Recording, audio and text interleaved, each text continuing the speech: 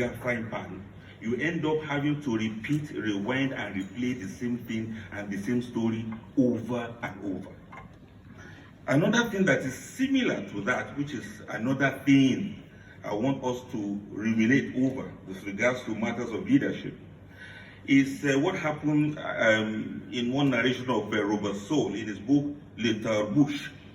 He related that one day, one young man saw an advert of people crying for help. Then the Suez Canal was being constructed. And what was the help? They said enormous rats have started attacking the digging site for the canal. And so they asked, what can we do? People have brought a lot of exterminators, so many people have come around. These rats kept increasing and increasing and increasing. So this young man walked up to them and said, I can solve this problem. What's your company? Where's your this? I don't have any of those, but I have an idea. So what are you going to do?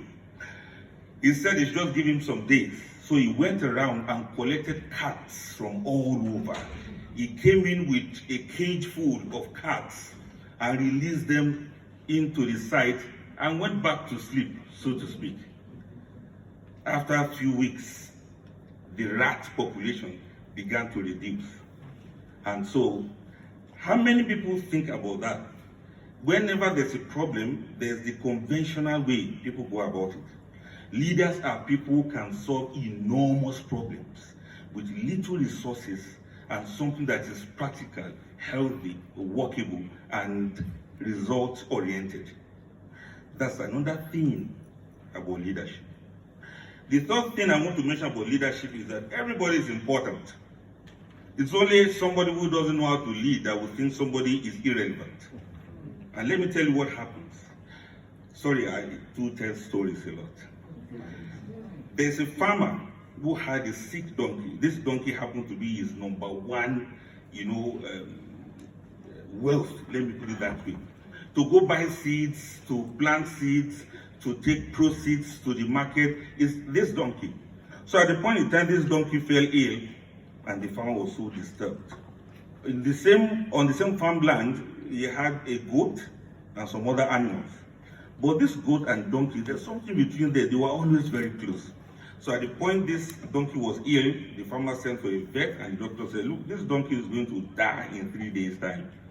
But let's administer something. If it succeeds, fine. If it doesn't, then we have to, kill this donkey so that the disease will not spread to the farm and other farm animals.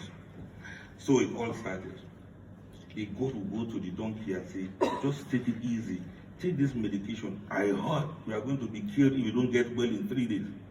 So the first day, the goat was around to encourage the donkey. Second day, now you can eat a little. This medicine should work. It wouldn't work if you don't eat. Now, the night of the third day, the goat came around and said, try to eat a bit.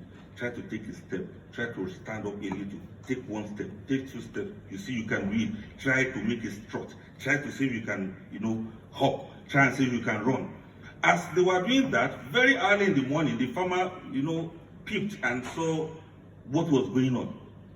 That the donkey could now get up and walk and run around. So the farmer called onto the neighbors. Neighbors, everybody come around. I've seen something very strange today.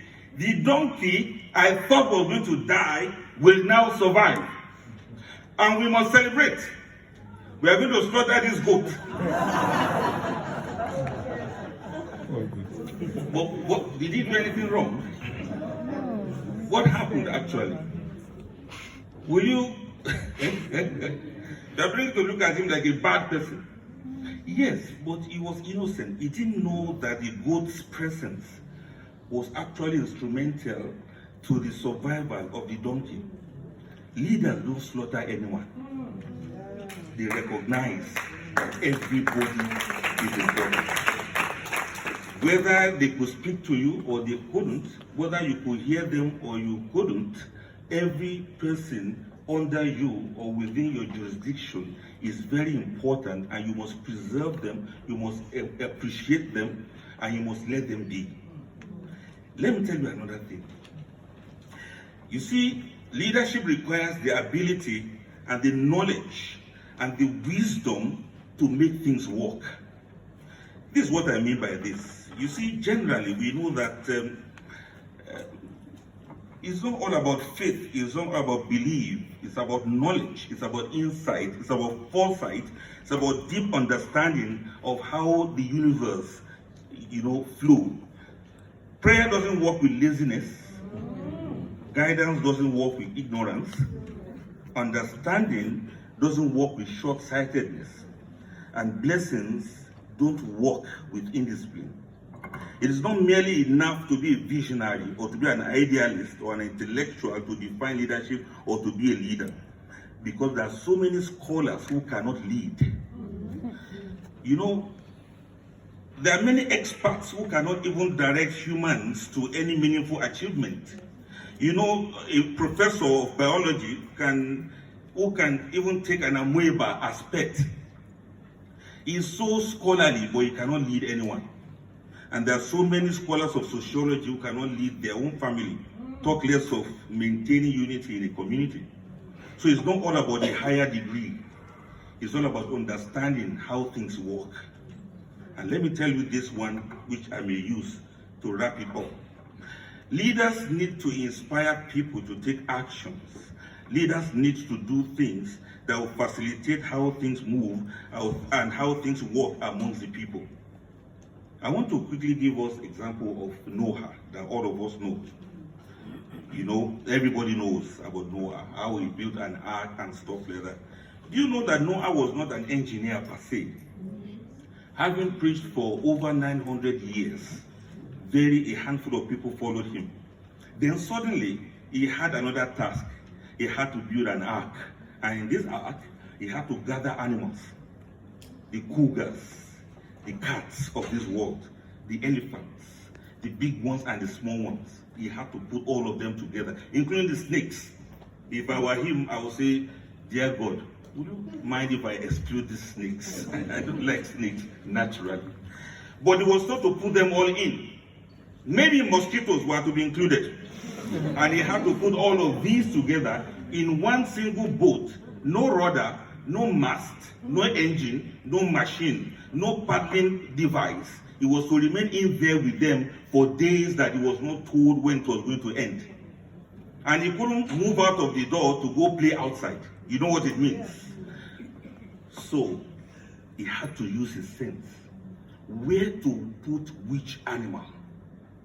If he had put the lion where the zebras were, or he had put the antelopes where the tigers were, something will eat something. He will not get to his destination with all the animals intact. Some things will eat some things. And so he had to be wise enough to know, how do I make these groupings such that some things will not eat some things up? He had to know where to put the heavy animals, maybe on the lower deck, and the lighter animals and the lighter ones up onto the birds that may be roaming open up the first floor of the deck. If Noah did not use his discretion, if he don't use his wisdom, we will not be talking about him as a man of God now. And that is what a leader is supposed to understand. Forgive me for saying that many of those we lead are actually like animals. And you've got to know the lions, the cheetahs, the wolves. You've got to know the snakes. You've got to know them and know how to keep the foxes away from the chicken. Let me tell you one more thing. Great leaders require leadable followership. And honorable, and all of the leaders here will agree with me, it's going to be very difficult to lead people that are not leadable. You see, you can herd cows. 100 cows, one single Fulani boy can use a stick to herd them from one point of the state to another state. In fact, they may even pass through Benue. You know what I mean? Only one Fulani boy can use one stick. If he says, they know what it means. If they they know what it means. If they were to pass through a river and he wouldn't want them to stop there, he will give a signal and they won't stop.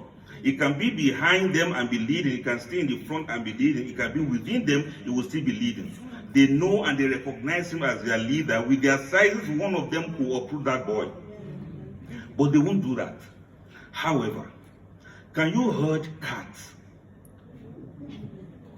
Can you make 10 cats to move from here through that door? Rope on their neck, it won't work. Rope on their legs, it won't work. You know why you can't herd 10 cats? Because each of them have their own agenda. Sometimes leadership may only succeed if you are smart enough to understand the people you are leading and you know how to lead them. Followers are not the same, but they are very crucial in determining your leadership skill and style. Sometimes they are instrumental to the success of your leadership. In my own opinion, there cannot be good leaders without good followers. A good leader must work on the followers. I have a red stuff there, but permit me to use 45 seconds if possible. I don't feel like stopping. Finally, let me put it that way.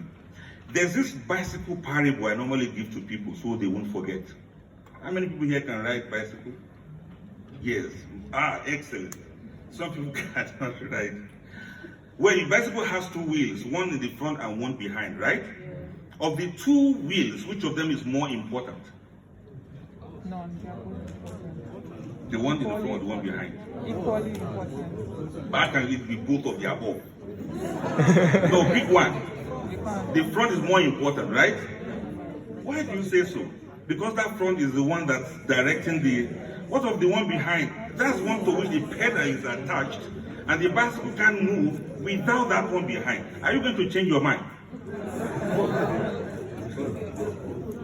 Which of them is the leader, which is the follower?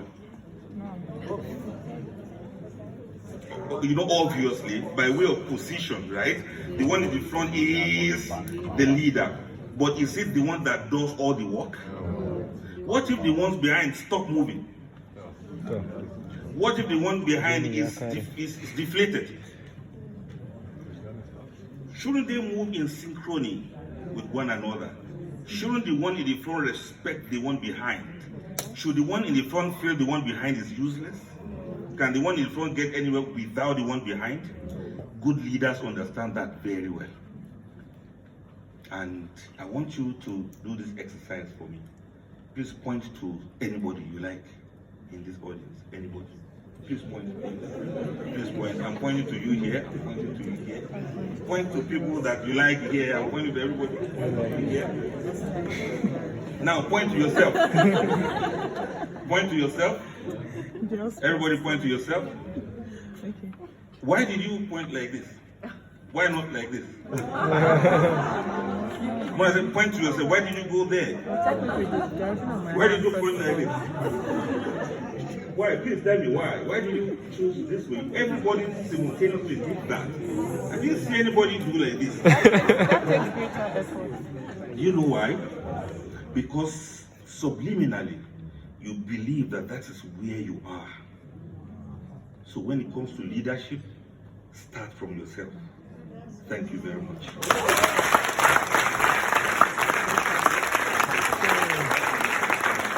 Thank you very much, Dr. Abdulfattah Adeyemi. I think the congregation is not even loud enough. Yeah. Let's do this again.